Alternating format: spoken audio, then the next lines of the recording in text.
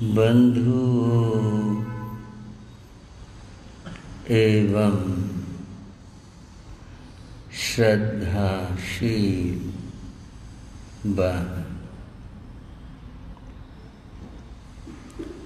पानीपत श्री संघ पुण्यवान श्री संघ है।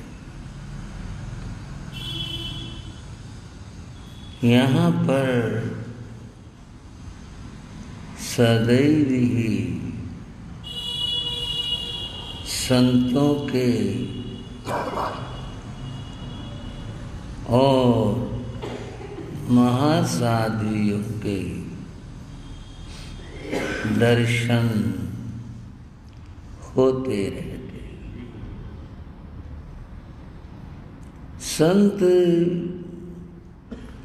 जब तब कभी आते हैं। साधियों जी महाराज के दर्शन निरंतर होते। साधियाँ जी महाराज, बड़ी महासती जी बड़ी भाग्यवान संयमी महासाध्वी हैं। उनकी शिष्या प्रशिष्याएं सभी कैलाश मंडल की साध्वियाँ विदुषी और संयमी हैं। प्रवचन सभी करते हैं, परंतु हमारी साध्वियाँ कैलाश मंडल की साध्वियाँ सभी बड़ा अच्छा प्रवचन करती। हमें खुशी होती, हम बधाई भी देते हैं, भावना करते हैं सदैव हमारी ये साध्वियाँ उन्नति करती। बंधुओं, हमारी एक चर्चा श्री उत्तराध्ययन सूत्र की चल रही है। दूसरा अध्ययन है जिसमें परिशहों का वर्णन है। थोड़ा पूछूं, कितने परिचय बताए? याद है जी श्राव को? वाह भैया, बधाई, बहुत अच्छी बात, आशीर्वाद। हाँ, आपको स्मृति है, बहुत खुशी की बात। अब परिचयों में वैसे तो सहज में ये 22 बातें हैं,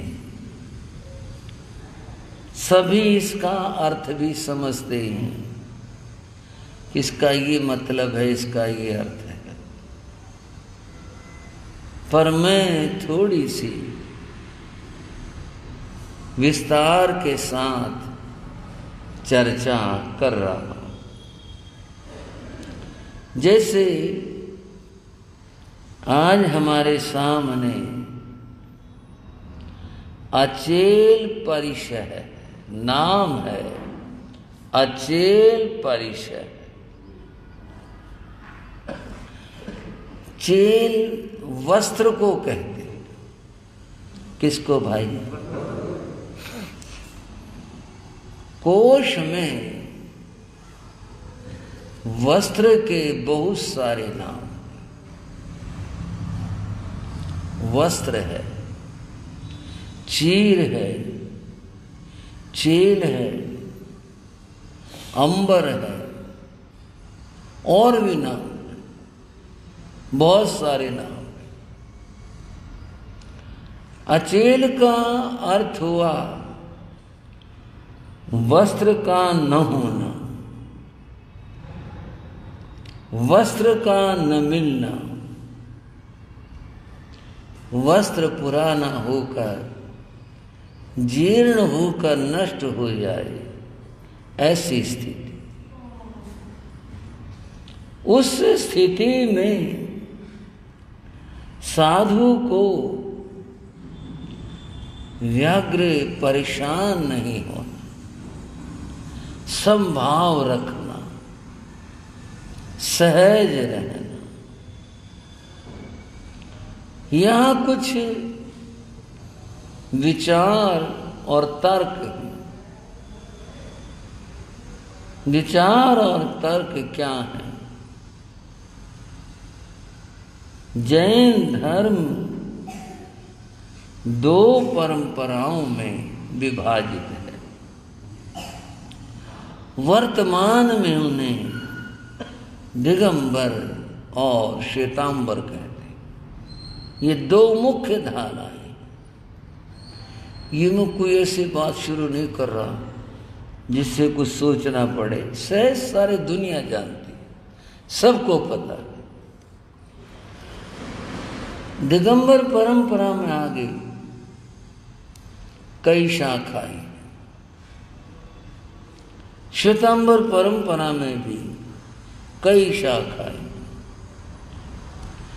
यहां मैं केवल यह बता रहा हूं, मुख्य दो धाराएं, दो शाखाएं, दो परंपराएं।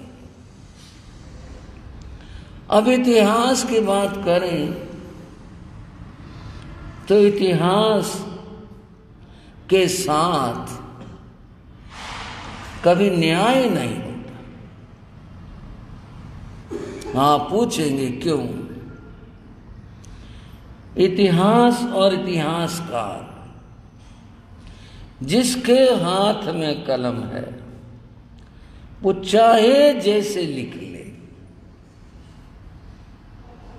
जिस बात और घटना को उसका मन जिससे जुड़ा है उसको वो लिखेगा तो कुछ और तरह से लिखेगा। जिससे मन नहीं जुड़ा है उससे कुछ और तरह लिखेगा। दूसरा व्यक्ति दूसरे परंपरा का होगा तो अपनी तरह से लिखेगा। इसलिए इतिहास के साथ न्याय नहीं होता। आप कुछ अगर इतिहास में रुचि रखते होंगे तो कहेंगे प्रमाण भी कोई चीज है। इस प्रमाणों का भी बस यही हाल है, अपनी अपनी व्याख्या है। कौन किस तरह व्याख्या करता है। एक छोटी सी बात आपको समझाने के लिए बताता हूं। इतिहास की बात, डॉक्टर साहब, इतिहास की बात। सुबह सुबह का समय था, एक घटना घट गई। घटना क्या घटी? एक एक्सीडेंट हो गया। एक्सीडेंट क्या हुआ? एक साइकिल वाले को एक कार वाले ने मार दिया, टक्कर हो गई। वो बचा जिया, ये तो बात पब्लिक लेगी। क्या हुआ? वहां तो सड़क पर गाड़ी खड़ी थी, साइकिल पड़ा था, लोग इकट्ठे हो गए। देख रहे हो, बहुत बुरा हुआ, बहुत बुरा हुआ। एक आदमी बोला, साहब बात क्या है? ये कार वाले अंधे होके चलाते, इंसान को तो कीड़ा मकोड़ा समझते हैं, देखते ही नहीं। अब क्या कर लें, पैसे वाले लोग हैं, अंधे होके चलाते, बुरा हाल है इनका। उसने अपनी टिप्पणी कर दी। दूसरा आदमी बोला, देखो भाई साहब, बात जो भी कह रहे हो आप अपने जगह ठीक है, आप पर एक बात बताऊं, ये साइकिल वाले ये आप कम ना समझना, हाँ जी भाई, शराब को वो क्या कह रहा, कम ना समझना, कानून का पालन नहीं करते, इनके बाप का कानून तो जेब में डाल के चलते हैं, रुकेंगे नहीं, ब्रेक लगाएंगे नहीं, देखेंगे नहीं दाएं बाएं, किधर चाय जहां मुड़ जाएंगे, चाय जहां घुस जाएंगे, चाय जिधर चल देंगे, देख के चलते नहीं। एक्सीडेंट नहीं होगा तो क्या होगा, कार वाला क्या करेगा इसमें? क्यों जी भाई, पहली बात में और दूसरी बात में फर्क आया ना। घटना तो वही है, घटना में तो कोई फर्क नहीं पड़ा। घटना सामने साइकिल पड़ी है, गाड़ी खड़ी है, घटना तो ये है। व्याख्या में फर्क हो गया। एक ने कहा कार वाले अंधे होके चलाते, गफलत में चलाते, नशे में चलाते, पता नहीं क्या क्या कह दिया। और दूसरे ने कहा साइकिल वाले ये कम है, ये उसके अनुसार साइकिल वाला दोषी था। तीसरा आदमी और बोला भाई साहब क्या फायदा बहस करने का, सब कर्म की बात है। क्या कहा उसने? यूं तो दुनिया चल रही, दुनिया की कार चले, दुनिया की साइकिल चल रही, सारी सड़क पे ही चल रही है, अपना अपना कर्म है, क्या कर ले। कर्म जब अशुभ उदय में आता है तब ये घटना होती है, इसमें कौन जिम्मेदार है, कौन दोषी है? कर्म है अपना भाई, क्या कर ले, जो हुआ बुरा हुआ, बाकी सब कर्म की बात है। लो जी, इसने दोनों को सर्टिफिकेट दे दिया, कोई गलत है ही नहीं, जो कुछ है वो क्या है, ये इतिहास के साथ होता है। वो एक घटना 3 आदमी ने टिप्पणी करी, तीनों अलग अलग तरह की, और ये 3 ही तरह की नहीं, जितने आदमी हैं सबकी अपनी अपनी राय, अपनी अपनी टिप्पणियां। ऐसे ही इतिहास लेखक भी सब अपनी अपनी तरह लिखते। बात थी जैन धर्म की परंपरा की, कौन पहले है, कौन बाद का है, कौन कैसे है, सब अपनी अपनी तरह से लिखते हैं, कहते हैं, और उसके प्रमाण दोनों ही देते हैं, सब जुटाते हैं। तो ये तो बड़ा मुश्किल सा विषय है। बात चेल वस्त्र की करनी है, बात आगे लेकर चलूं। जैन शास्त्रों में जिन कल्प और स्थविर कल्प 2 शब्द आते हैं। एक जिन कल्प, दूसरा स्थविर कल्प। जिन कल्प का अर्थ होता है जिन तीर्थंकर भगवान, दूसरे उनके समान आचरण करना, अर्थात वस्त्र रहना, उनकी तरह से करपात्र रहना, उनकी तरह से आचरण करना। स्थविर कल्प है द्रव क्षेत्र काल भाव के अनुसार आत्म साधना करते हुए जन कल्याण हेतु ग्राम नगरों में जाने में सुविधा न हो, इस सब को देखते हुए जो वस्त्र धारण करते वे स्थविर कल्प कहलाते। जिन कल्प के बाद मात्र वस्त्र तक नहीं है, कोई सोचे चलो ये भी बहुत बड़ी बात तो है, इसमें तो कोई इनकार नहीं, लेकिन वस्त्र तक नहीं है। जिन कल्प की व्याख्या में उसकी साधना में लिखा, आंख में यदि तृण गिर जाए तो जिन कल्पी उसे निकालता नहीं, इतना वो शरीर से अमोह होकर रहता।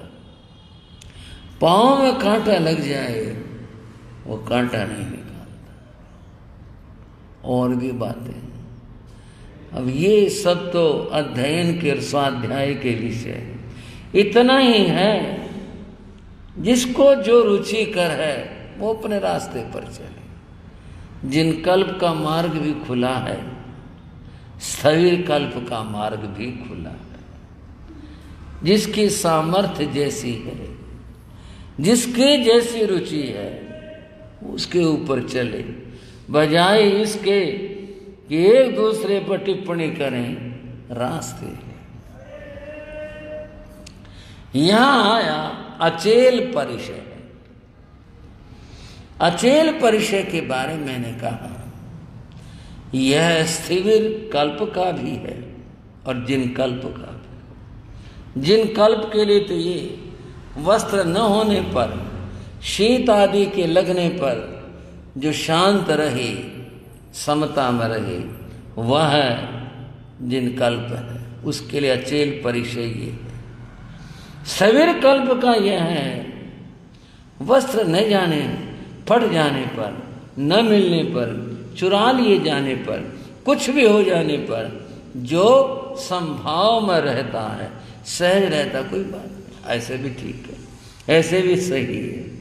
वह जो परिचय हुआ कि वस्त्र फट गया, वस्त्र चुरा लिया गया, वस्त्र चला गया, कुछ ख्याल नहीं, कुछ नहीं, मन में सहज भाव है, वह जो भाव है वह अचेल परिचय है।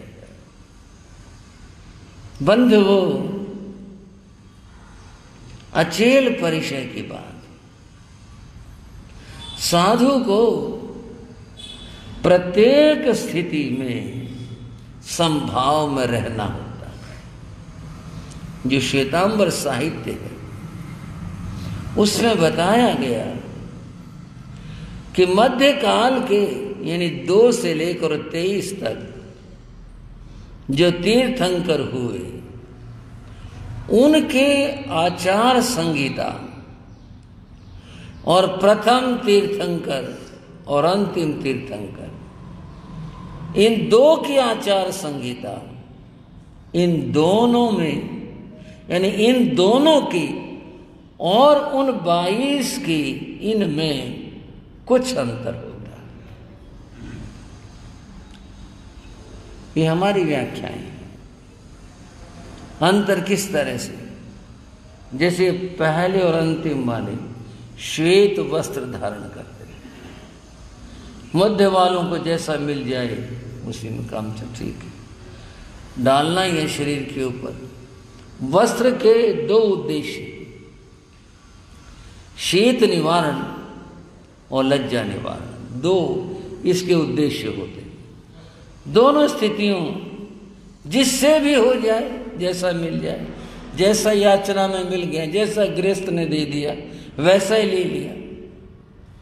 आप इस बात को साधारण सा मत समझो, ये बात कितनी बड़ी है। 23वें तीर्थंकर के साधु को किसी गृहस्थ ने प्रार्थना की, गुरुदेव घर पर वस्त्र उपलब्ध है, कृपा कर लो। साधु जो कुछ लेता है याचना से लेता है, कृपा कर लो। अच्छा भाई, और उस गृहस्थ ने रत्न कंबल, उस जमाने में होता था, आज तो नहीं होता, रत्न कंबल जो जिसका मूल्य लाख कहो, 1.25 लाख कहो, इतना ज्यादा होता था, उसके लिए प्रार्थना कर ले, गुरुदेव ये ले लो। साधु को वस्त्र की जरूरत है। अच्छा भाई, सहज भाव से लिया और रत्न कंबल मिला, छोड़ना नहीं चाहिए। ऐसा दातार कब कब मिलेगा? ठीक है, मौका पड़ा है, अपना देखो मौका, हाँ भाई दे दे, चाहिए भाई, हाँ कपड़ा चाहिए था, बहुत अच्छा चला, इस भाव से नहीं, सहज उसने प्रार्थना की और साधु ने सहज रूप से ले लिया। आप भी कहोगे ये सहज तो बड़ा कमाल का हुआ, रत्न कम्बल मिलता रहे, उड़ता रहो, और एक बात कह दो कि भाई सहज में ले लिया, क्या बात होगी, और क्या चाहिए, ये सहज तो बहुत बढ़िया। क्यों भाइयों? आप उनकी साधना सुनो, उनका सहज सुनो। इतना मूल्यवान कंबल ले आया, पर वो साधु उसकी सुरक्षा की चिंता कभी नहीं करता। इतना महंगा है, इतना यहाँ रख दिया, वहाँ रख दिया, मैं इधर उधर चला गया, उठा के ले जाएगा, वो ये चिंता नहीं करता। और क्या, कोई ले ही गया, उस कंबल को कोई उठा कर ले गया। जहां रखा था वो साधु एक बार उसको देखता, कंबल नहीं है, नहीं है तो नहीं है। उसके लिए वो ये परेशान नहीं होता, इतनी बढ़िया चीज़ मिली थी देखो, और वो खो गई, कोई ले गया, कौन ले गया, कब आया था, अभी तो मैं आता, नीचे उतरा होगा, यहाँ जाता होगा, आस पास में होगा, जरा झांक लो, देख लो। ये भाव उसमें नहीं आते, ऐसा सहज है उनका। आप सोच कर देखो, इतना सहज होना आसान है? इतना सहज कुछ नहीं मिला तो नहीं। और फिर किसी ने बंधुओं बोरी टाट दे दी श्राव को, महाराज ये ठीक है, जरूर तो अच्छा भाई, सहज रूप से बोरी ले ली, जैसे रतन कंबल ओढ़ा ऐसे वो बोरी ओढ़ ली, टाट ओढ़ ली, लो जी। इतना संभाव, साधना की इतनी ऊंचाई, इतना सहज कुछ नहीं, ये भी ठीक है। उसके लिए ये सोचना, बताओ इतनी बढ़िया चीज मिली थी, रोज जाती थी, ले गया कोई, बताओ साधु की ले गया, मेरी ले गया, कुछ नहीं, इतना सहज भाव। बंधुओं, इतना सहज हो जाना बड़ी उपलब्धि है, बड़ी बात है ये साधना की। मैं चर्चा कर रहा था वस्त्र की। वस्त्र की उपादेयता दो बातों को लेकर है, शीत आदि निवारण और लज्जा का निवारण। इसलिए साधुजन इसे ग्रहण करते हैं। इसके न रहने पर, फट जाने पर, पूरा न होने पर, चुरा लिए जाने पर उस साधु के मन के अंदर कोई असहजता और अन्यथा भाव नहीं आता, सहज बना रहता है। यह जो सहज भाव है, यह अचेल परिचय को जीतना, विजय करना है। साधु को इस तरह से उस परिचय को जीतना। एक और बात, थोड़ा भी आकर्षण न रहे। एक बार एक भाई ने मेरे पूज्य गुरुदेव को विनती की, गुरुदेव कभी घर पर दर्शन दे दो, कभी कृपा हो जाए तो। दीन दयालु गुरुदेव बोले अच्छा भाई, किस दिन आएंगे।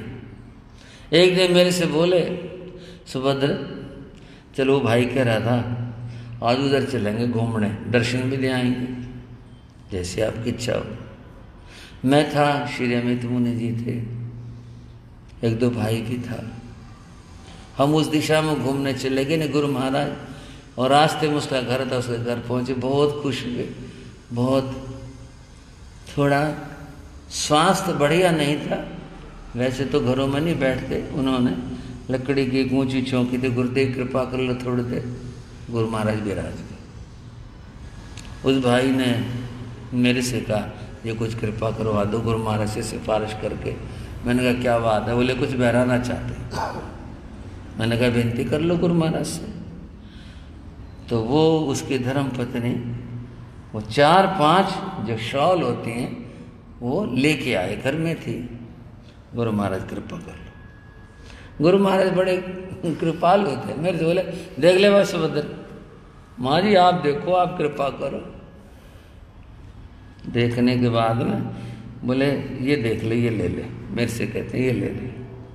वो भाई बोला ये तो रहने दे, इसमें से देख लो। गुरु महाराज बोले ना ये ठीक है, ये ले लो। वो भाई मेरे से बोला जी ये वाली अच्छी है गुरु महाराज के लिए, ये ठीक है, ये ले लो। माँ क्या बात।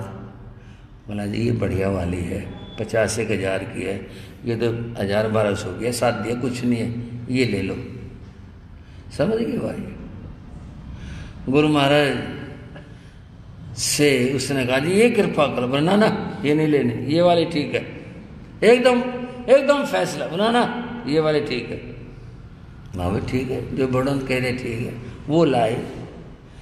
अब ये बात है तो साधु जीवन की, हमारी अपने कहूँ घरेलू और हमारे घर की बात। आपसे मैं क्या बता रहा हूँ, एक उदाहरण के रूप में बता रहा हूँ कि उस चीज के प्रति आकर्षण नहीं था कि भाई बढ़िया वाली है, इतनी अच्छी है। वो खुद कह रहा है गुरु महाराज ये कृपा कर लो, उसकी भावना है ठीक, लेकिन कहा नहीं ये नहीं, ये चाहिए। शादी वाले लेकर के आए। बंध वो अचेल परिचय में साधु वस्त्र के प्रति आकर्षित नहीं होता, मोह ममत्व भाव नहीं रखता इस बात का कि भी अच्छा ये बढ़िया ये ऐसा ठीक है, अपनी ज़रूरत की बात ज़रूरत की चीज़ जैसी है बस वैसी ही, और नहीं तो ये वस्त्र में आदमी के मन उलझे रहते। बात वस्त्र की थोड़ी लंबी है, समय कम है, फिर भी थोड़ी सी बात करूंगा। वस्त्र में आदमी का मन कहाँ और कैसे उलझा रहता। दो मित्र थे, एक मित्र का विवाह हो गया, उसको ससुराल जाना था। कहानी पुराने परिप्रेक्ष्य की है। उसने अपने दोस्त से कहा भाई मैं ससुराल जाना है, साथ में चलना, एक आदमी तो साथ में चाहिए। बोला चल पड़ूंगा। तैयारी करी। वो व्यक्ति जिसने ससुराल जाना था उसने कपड़े उपड़े बनवाए। पहले तो ये कपड़े ऐसे ही बना करते ससुराल। हाँ जी हंस रहे मेरे कई श्रावक तो, डॉक्टर साहब तो कहाँ से हंस रहे। भाई ससुराल जाना है, कपड़े बनवाए अपने, कुछ खरीद के लाए, कुछ किया, सब काम हो गया। लेकिन जो पगड़ी थी, पगड़ी का रिवाज था उस जमाने में, उसने कहा चलो इससे काम चला लेंगे, घर में जो थी इससे चला लेंगे। पहले तो ये भी था, लोग पड़ोसियों के कपड़े मांग के ले जाते थे, भाई गांव जाना है कमीज दे दे अपनी। लाला जी था ना जमाना है, कैसे जमाने की बात, आपने तो जमाना उस जमाने को देखा हुआ, कैसे कैसे लोग अपना गुजारा करते थे। क्या होता था, पड़ोसियों के मांग कर ले जाते थे। उसने कहा चलो वे पगड़ी तो यही रख लेते हैं। चलने का समय आ गया, दिन आ गया। उसका दोस्त भी तैयार होके आया था, लेकिन उसने तो खाली साथ जाना था, इसने ज़्यादा ध्यान नहीं दिया था। वो तो बाकी तो उसने जिसकी ससुराल थी उसने कपड़े उपड़े सब अच्छे बनवाए थे। संयोग की बात उसकी पगड़ी नई थी, दोस्त की। उस मित्र ने जिसको ससुराल जाना था उसने सोचा कि भाई ये तो अच्छा नहीं लगेगा, मेरे कपड़े सारे नए, ये वाली पुरानी होगी, इसके कपड़े तो पुराने हैं, पगड़ी इसकी नई है, बदलने तो। उसने दोस्त से कहा कि भाई ऐसा है, मैं तो जा रहा हूँ ससुराल, तू तो साथ में वैसे ही है, तो तू मेरी पगड़ी ले ले, अपने मुझे दे दे, गांव में लौट करके फिर अपने बदल लेंगे। बोले हाँ कोई बात नहीं। वो बदल ली, पर दोस्त के मन में एक खटक रही, बोल पैसे तो खर्चे गए नहीं, ससुराल चल दिया, पगड़ी मेरी लेके चल दिया, बोलो मन में उलझन बने रही। बताओ कोई बात हुई है? जब ससुराल जा रहा था अपने पैसे खर्च करने थे, अपने लानी थी, ताकि मेरी ले ली, मैं अब पुरानी पहनूंगा और ये नहीं लगा के जाएगा साहब।